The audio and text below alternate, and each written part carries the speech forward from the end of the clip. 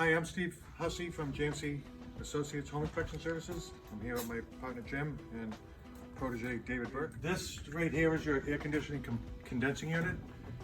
It was manufactured by Payne.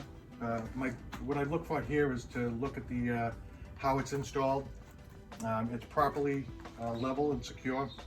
This thing was manufactured by Payne in July of 2019. It's a 3-ton unit, as evidenced by reading the manufacturer's tag.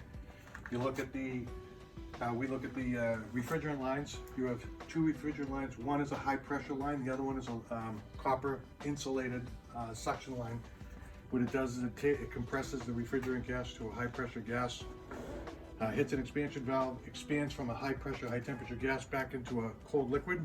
It gets pumped into the unit on the inside where it makes the coils cold, and that's what gives you your cold air. Now we'll go back inside and we'll take a look at the heating system. Okay, so now we're on the inside looking at the heating system. It's a combination system, heating and cooling. This is a gas-fired forced hot air furnace manufactured by Payne in 2019.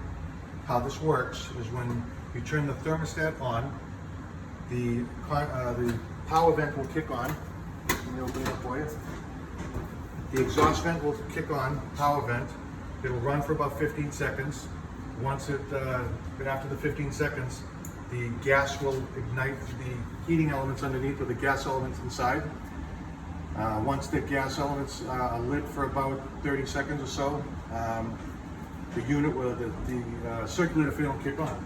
Now, the circulator fan will pull the return air in from the upstairs inside the unit, filters the air over, or brings the air in over a filter, which is clean, brings the air in up over the heating elements, off to the supply vents, and that's how you get heat.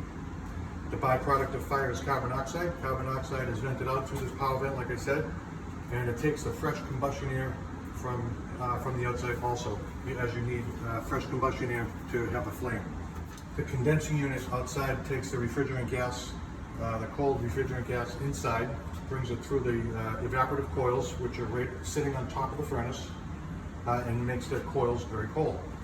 When you bring in the return air from upstairs, the return air, like I said, is filtered, goes over the heating elements, which are no longer on in the summertime, and then it brings it through the cold evaporative coils, and that's how you get cold air.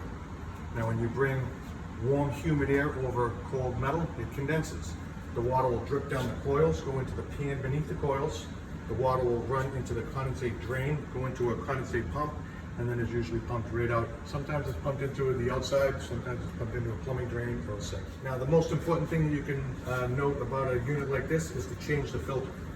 If you do not change the filter, sometimes what will happen is some of that dust and dirt and debris will come by, it'll get caught up, and when it hits that cold metal, it turns to sludge and will clog the coils. The worst case scenario, some of that will break off and it will clog your condensate drain, and your condensation will overflow the pan and cause water damage onto your unit.